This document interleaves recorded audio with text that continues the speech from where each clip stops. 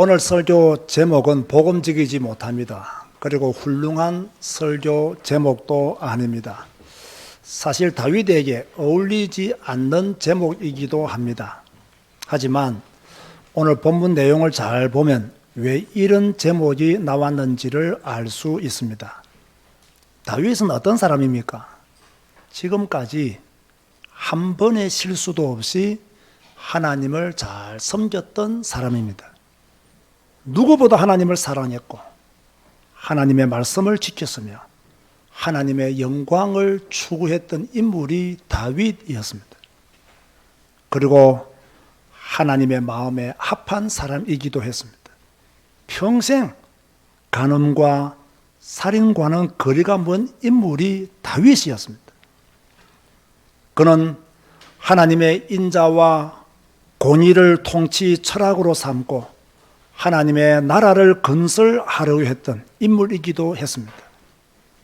이런 다윗이 자신과 자신의 후대와 이스라엘 왕국에 불행의 씨앗을 뿌린 것이 오늘 본문 말씀입니다.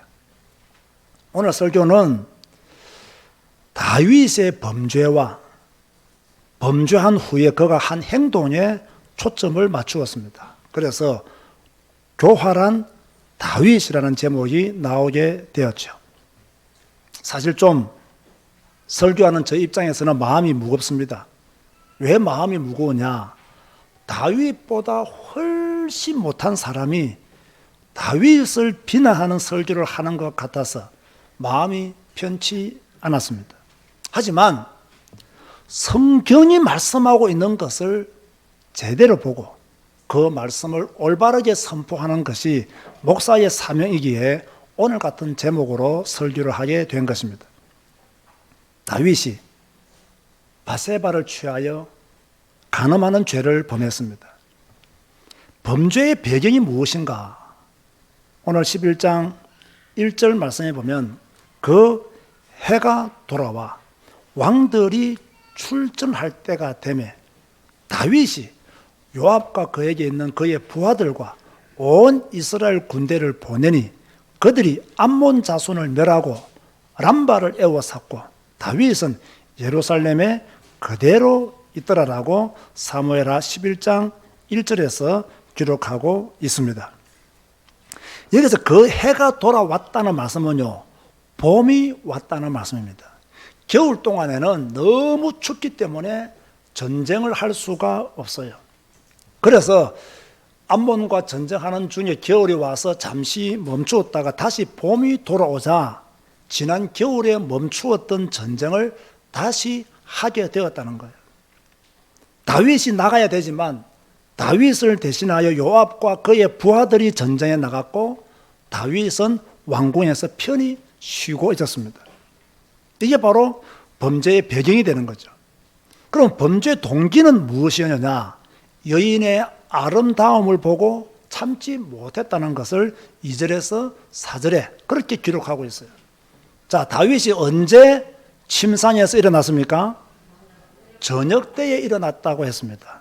여기서 저녁 때는요, 해가 질 때쯤 되어서 일어났다는 이야기예요. 밤이 아니라 늦은 오후에 일어났다는 것입니다. 자, 한국과 이스라엘 날씨가 같아요? 달라요? 어떻게 알아요? 가보지도 않았고. 달라요. 정말로 이스라엘은 굉장히 더운 나라입니다. 낮에는 너무 더워서 일하기가 어렵죠. 요즘처럼 에어컨이 있는 시대도 아니고요. 그죠? 선풍기도 없는 그 시대에 그렇게 더운 날씨에 낮에는 일을 할 수 없죠. 우리나라도 과거에 보면 날씨가 워낙 더워지면 낮에 뭐 했죠? 낮잠. 그걸 무엇이라고 불렀습니까? 오침이라고 했죠. 그죠? 그러니까 이스라엘에도 그런 것이 있었던 거예요. 낮에 너무 더우니까 일을 할 수 없으니까 저 오침을 다윗이 즐겼다는 이야기입니다. 그런데 이 오침 시간이 조금 길었어요. 자, 길다 보니까 늦은 오후에 일어나게 된 것이죠. 이걸 두고 학자들은 전쟁 중에 왕이 이렇게 늦은 오후까지 나태하게 잠을 자면 되느냐 그렇게 비난하시는 분들이 있는데 틀린 해석은 아니지만 늦은 오후에 일어났다는 것이 크게 죄가 되는 것도 아닌 것 같습니다. 문제는 늦게 일어난 것이 아닙니다. 사건의 본질을 잘 봐야 됩니다. 늦게 일어날 수도 있어요. 그런데 늦게 일어나서 본 것이 문제가 됩니다. 무엇을 보았습니까? 모욕하는 여인을 보게 되었어요. 2절 하반절에 심히 아름다워 보이는지라 그렇게 기록하고 있어요. 이걸 보고 성적인 욕구를 억제할 수 없어서 그 여인을 불러 동침하게 되었는데 그 여인의 이름이 무엇이었죠? 바세바였다. 우리는 이 다윗의 범죄만 크게 보는 경향이 있는데요. 사실 바세바의 범죄도 볼 줄 알아야 돼요.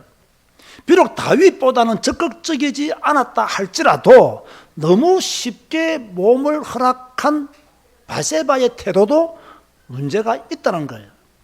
제가 퀴즈 하나를 내겠습니다. 율법에 여자가 덜에 나가서 강간을 당하면 누구만 죽이라고 되어 있어요? 남자만 죽이라 돼요. 왜? 여자는 남자보다 힘이 없기 때문에 또 그 덜에서 여자를 도와줄 사람들이 없기 때문에 나쁜 짓을 한 남자만 죽이랬어요. 그런데 성읍 안에서 이러한 일이 발생한다면 여인은 어떻게 하라고 율법에 기록이 되어 있나요? 역시 우리 교회 성도들이 똑똑해요. 소리를 지르라는 거예요. 왜? 성읍 안에는 사람들이 많기 때문에 소리를 지르면 도와줄 누군가가 온다는 것이죠. 만약에 소리를 지르지 않다가 발각되면 어떻게 되죠? 둘 다 죽이라는 거예요. 근데 바세바는 소리를 질렀나요? 안 질렀나요? 안 질렀죠. 그렇다면 바세바도 돌에 맞아 죽어야 될 죄를 범한 여자라는 거예요. 어찌되었든 얼마 후에 바세바에게 어떤 소식이 들려왔는데 이 소식이 기쁜 소식이 아니었어요. 왜? 불륜의 관계에서 태어난 그죠? 임신했다는 소식이기 때문에 너무너무 부담이 되는 소식이었죠. 생각지도 못한 소식이 들려온 거예요. 이 소식만 없었다면 아마 다윗은 조용히 넘어가려고 했을는지도 모르겠습니다. 그런데 세상이요, 생각하는 대로 되지가 않거든요. 생각지도 못한 소식을 듣게 되었으니까 그때부터 다윗이 교활한 꾀를 내기 시작하는 거죠. 그것이 바로 6절에서 27절까지의 말씀이에요. 자, 이전에 안타까운 것이 하나 있어요. 다윗이 바세바를 취한 이후에 뭐 해야 되느냐? 회개했어야 돼요. 그죠? 회개했어야 돼요. 그런데 회개했다는 기록이 없어요. 바세바가 임신했다는 소식을 들었을 때 그때도 회개를 했어야 돼요. 그런데 회개했다는 기록이 없어요. 늘 그렇게 하나님을 바라보았고 하나님을 의지하였고 늘 기도하면서 전쟁에 나갔고 돌아온 뒤에도 하나님께 영광 돌렸던 이 다윗이 바세바를 취한 이후에는요 전혀 기도했다는 기록이 없는 거예요. 무슨 말입니까? 하나님과 거리가 멀어졌다는 거예요. 영적인 상태가 온전하지 못했다는 거예요. 죄에 대해서 무감각해지기 시작했다는 거예요. 우리에게도 이럴 때가 있습니다. 하나님과 멀어질 때 조심해야 돼요. 죄에 대한 감각이 무뎌질 때 조심해야 돼요. 우리의 영적인 상태가 좋지 못할 때 조심해야 돼요. 내 마음속에 불신앙이 들어올 때 조심해야 돼요. 내 마음속에 원망과 불평이 생겨나기 시작할 때 조심해야 돼요. 그때 틀림없이 사탄이 우리를 헤집고 들어오기 때문에 다윗은 회개 대신 무엇을 했습니까? 바세바와 동침한 사실을 숨기기 위해서 교활한 생각을 꾸며냅니다. 전쟁 중에 있는 바세바의 남편 우리아를 소환시킵니다. 7절 말씀 보세요. 우리아가 다윗에게 이르매 다윗이 요압의 안부와 군사의 안부와 싸움이 어떠했는지를 묻고 라고 했습니다. 여러분, 이것 때문에 우리아를 불렀던 것이 아니잖아요. 다른 이유 때문에 우리아를 불렀잖아요. 마치 이것 때문에 우리아를 부른 것처럼 요압이 잘 있느냐, 군사들은 편안하냐, 지금 싸움이 어떻게 진행되고 있느냐, 이걸 물었어요. 이것 때문에 부른 것이 아닌데 마치 이것 때문에 부른 사람처럼 교활한 다윗이라는 제목이 이해가 됩니까? 8절을 보세요. 그가 또 우리아에게 이르되 내 집으로 내려가서 발을 씻으라 하니 우리아가 왕궁에서 나가매 왕의 음식물이 뒤따라 가니라. 여기서 발을 씻으라는 말은요, 집에 가서 아내와 즐거운 시간을 가지라는 거예요. 그런데 무엇까지 보내줍니까? 음식까지 보내줍니다. 이게 보내주고 싶어서 보내준 거겠습니까? 아닌 거예요. 자, 오늘 저의 설교 제목이 맞습니까? 틀렸습니까? 맞아요. 마음은 아프지만 맞아요. 자신의 실수를 덮기 위해서 그의 남편을 부르고 음식물까지 내어주면서 자신의 허물을 덮으려고 했어요. 그런데 이 방법이 성공했습니까? 실패했습니까? 왜 실패했습니까? 우리아가 어디로 갔어요? 자기 집으로 갔어요? 안 갔어요? 안 갔어요. 어디에서 잠을 잤어요? 왕궁문 앞에서 부하들과 함께 잠을 잤어요. 우리아가 부부 사이가 안 좋아서 집으로 안 간 게 아닙니다. 11절 말씀 보세요. 우리아가 다윗에게 아뢰야 돼. 언약궤와 이스라엘과 유다가 야영 중에 있고 내 주 요압과 내 왕의 부하들이 바깥들에 진치고 있거늘 내가 어찌 내 집으로 가서 먹고 마시고 내 처와 같이 자리이까? 내가 이 일을 행하지 아니하기로 왕의 살아계심과 왕의 혼의 살아계심을 두고 맹세하나이다 하니라. 어마어마한 충신이에요. 이런 충신이 어디 있겠어요? 그죠?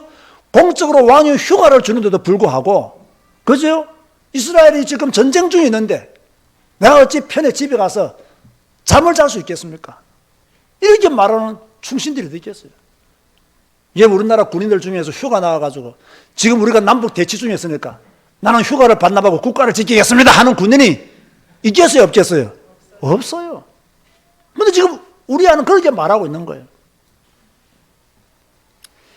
자, 이 말을 듣고 제일 답답한 사람이 누구겠어요? 다윗이에요. 그 또 부릅니다. 그 이분은 술을 진탕 먹여요. 그 술 취하면 집에 가겠지. 술 먹고는 집에 가겠지. 그래서 술을 취하게 만들어요. 그런데 이 우리아가 군인 정신이 투철한 사람이었어요. 그죠? 그렇게 술을 마시고도 또 집으로 가지 않았단 말이에요. 그럼 또 누가 답답하겠어요? 또 다윗이 답답한 거예요. 그래서 다윗이 마지막으로 선택한 방법이 무엇이었습니까? 14절과 15절 보세요. 아침이 되면 다윗이 편지를 써서 우리아의 손에 들려 요압에게 보내니 그 편지에 써서 이르기를 너희가 우리아를 맹렬한 싸움에 앞세워 두고 너희는 뒤로 물러가서 그로 맞아 죽게 하라. 그렇게 편지를 썼어요. 다윗이 교활합니까? 교활하지 않습니까? 교활합니다. 자신의 허물을 감추기 위해서 간사하고 많은 꾀를 내었습니다. 이 정도가 아닙니다. 제가 볼 때는 너무 잔인해요. 왜 너무 잔인합니까? 자신의 허물을 덮기 위해 충성스러운 신하를 죽였을 뿐만 아니라 죽이는 방법도 교활했어요. 우리아는 자신이 죽는 줄도 모르고 왕의 편지를 요압에게 전달했어요. 나를 죽여주세요. 그 편지를 왕에게 받고요. 그것도 모르고 전달했어요. 교활의 끝판왕이다. 그렇게 볼 수가 있어요. 결국 우리아는 암몬과의 전쟁에서 죽었습니다. 자, 이 소식을 나중에 다윗이 듣게 되죠. 25절 말씀 보세요. 다윗이 전령에게 이르되 너는 요압에게 이같이 말하기를 이 일로 걱정하지 말라. 칼은 이 사람이나 저 사람이나 삼키느니라. 그 성을 향하여 더욱 힘써 싸워 함락시키라 하여 너는 그를 담대하게 하라 하니라. 살인에 대한 죄책감이 전혀 없었어요. 악한 방법으로 충신을 죽인 죄책감을 전혀 엿볼 수가 없어요. 칼은 누구나 죽일 수 있다. 그러면서 자신의 음모에 동참한 요압을 오히려 격려했습니다. 교활합니까? 교활하지 않습니까? 매우 교활하죠. 이런 교활한 다윗에게 회개할 수 있는 시간표를 하나님이 허락해 주었어요. 하나님이 누구를 보냅니까? 선지자 나단을 보냅니다. 그리고는 뭡니까? 부자와 가난한 자의 이야기를 통해서 다윗에게 직언을 합니다. 나단이 뭐라고 합니까? 그 부자가 바로 당신입니다. 나단도 대단해요. 나는 우리 성도들에게 이런 말 못해요. 그런데 나단은 왕 앞에 가서 바로 당신입니다. 이 말을 듣는 순간 사무엘하 12장 13절에 보면 내가 여호와께 죄를 범하였노라. 드디어 다윗이 회개합니다. 내가 여호와께 죄를 범하였노라. 시편 51편 7절에는요, 우슬초로 나를 정결하게 하소서. 내가 정하리이다. 나의 죄를 씻어주소서. 내가 눈보다 희리이다. 51편 10절 11절에는요, 하나님이여 내 속에 정한 마음을 창조하시고 내 안에 정직한 영을 새롭게 하소서. 나를 주 앞에서 쫓아내지 마시며 주의 성령을 내게서 거두지 마소서. 드디어 다윗이 회개합니다. 교활한 생각 내려놓고 주님 앞에 자신의 죄를 자백합니다. 하나님은 다윗의 이 기도를 들으시고 그 죄를 용서해 주셨습니다. 그러나 벌은 면제해 주지 않았지요. 10절과 11절을 보면요, 칼이 내 집에서 영원히 떠나지 않으리라.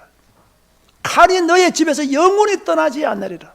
11절에 너와 내 집에 재앙을 일으키겠다. 이 다윗의 범죄로 말미암아 다윗의 집이 칼이 떠나지 않는 재앙, 이 재앙을 너의 집에 일으키겠다고 하나님이 말씀하셨어요.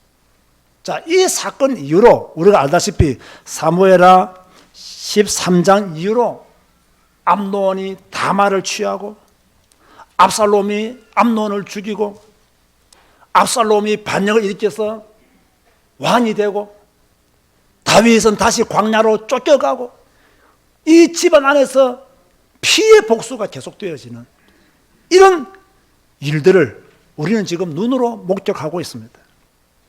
무슨 말입니까? 죄를 범하지 말라는 이야기예요. 하나님은 사랑의 하나님이다. 이런 말에 너무 귀 기울이지 마시고 하나님은 심판의 하나님이시다. 이 말도 우리는 가슴에 담아야 된다는 거예요. 늘 사랑의 하나님, 늘 사랑의 하나님만 강조하다 보니까 우리의 모든 죄를 무조건 용서하시는 하나님으로 알고 있는데 그렇지 않다는 이야기예요. 물론 우리의 죄를 용서해 주시는 것은 확실해요. 그러나 그에 대한 책임, 죄에 대한 벌은 우리가 반드시 받는다는 것도 알아두어야 돼요. 다윗은 늦은 회개를 했습니다. 나단의 책망을 받고서 회개했습니다. 이 회개가 조금 더 빨랐어야 했습니다. 바세바를 취한 후 했든지 임신했다는 소식을 듣고 했든지 그랬으면 더 좋았을 것입니다. 그런데 교활한 방법을 다 쓰고 나중에 회개했어요. 이게 아쉬운 점이지만 그래도 다윗은 회개할 수 있는 기회를 놓치지 않았습니다. 이것이 바로 다윗의 위대함입니다. 여러분, 왕이 선지자의 책망을 받고 꿇어 엎드리기가 쉽지 않습니다. 우리는 왕들도 아닌데 책망을 듣기 싫어하잖아요. 우리는 별것도 아닌데 책망 듣기를 거부하잖아요. 우리는 별것도 아닌데 목사가 책망하면 교회 옮기잖아요. 그런데 이 다윗은 선지자의 책망을 듣고 내가 여호와께 범죄하였나이다. 나의 죄를 용서해 달라고. 이런 다윗이었단 말이에요. 따라서 합시다. 내가 여호와께 죄를 범하였노라. 이게 다윗의 고백이었어요. 우리에게도 이러한 회개의 시간이 있어야 돼요. 회개는 빠를수록 좋아요. 기회가 있을 때 회개해야 돼요. 너무나 진짜 하나님의 은혜에 감사해야 될 것은요, 하나님은 우리에게 회개할 기회를 주신다는 거예요. 여러분에게 충분한 회개의 기회를 주셨어요. 이 기회를 놓치는 사람이 있는가 하면 이 기회를 잡는 사람도 있어요. 여러분, 오늘 저의 설교를 통해서, 아니 하나님의 말씀을 통해서 여러분에게 회개할 거리가 저는 분명히 생각날 것이라고 생각합니다. 여러분 각자에게 회개할 것이 있음을 하나님은 아시기 때문에 오늘 말씀으로 여러분을 고면하시는 것입니다. 회개할 기회를 놓치지 마라. 교활한 방법을 멈추어라. 이걸 우리에게 말씀하고 있는 거예요. 저는 다윗이 간음을 하고 살인을 하고 교활한 방법을 쓴 것을 강조하고 오늘 설교를 마치고 싶지 않습니다. 그렇다면 저의 설교는 잘못된 거예요. 회개할 기회를 놓치지 않았던 다윗을 본받자는 거예요. 이게 쉬운 것 같아도요, 결코 쉬운 것이 아니에요. 하나님은 우리에게 회개할 기회를 주셨지만 회개하지 못하는 사람들이 너무 많습니다. 왜 우리가 회개하지 못할까요? 왜 여러분들이 회개하지 못할까요? 죄를 너무 사랑하기 때문에, 죄에 너무 물들었기 때문에, 내가 죄를 사랑하고 내가 죄에 물들었기 때문에 회개하고 싶어도 회개가 안 되어지는 거예요. 회개할 시간표를 놓치게 되는 거예요. 끊어야 함을 알까요 모를까요? 다 알아요. 멈추어야 함을 알까요 모를까요? 다 알아요. 나쁜 짓임을 알까요 모를까요? 다 알아요. 그런데 왜 못 끊느냐? 죄를 너무 사랑해. 왜 못 끊느냐? 습관이 되어버렸어요. 그런데 다윗 보세요. 결정적일 때 하나님께 돌아갔어요. 지금 왕의 신분이 중요한 게 아니에요. 하나님께 돌아가는 것이 중요한 거예요. 숨기는 것이 능사가 아니에요. 하나님께 내려놓는 것이 중요해요. 이 타이밍을 기가 막히게 잡았던 사람이 다윗이에요. 저는 여러분이 이런 성도가 되시기를 바랍니다. 물론 우리가 죄를 안 짓고 어떻게 살 수 있겠어요? 그러나 결정적일 때 하나님께 돌아가야 돼요. 결정적일 때 기회를 놓치면 안 돼요. 제가 지금까지 목회하면서요, 늘 안타까웠던 이거예요. 결정적일 때 불신앙하더라는 거예요. 결정적일 때 자기를 내려놓지 못하더라는 거예요. 결정적일 때 불순종하더라는 거예요. 결정적일 때 자기 소견에 옳은 대로 행하더라는 거예요.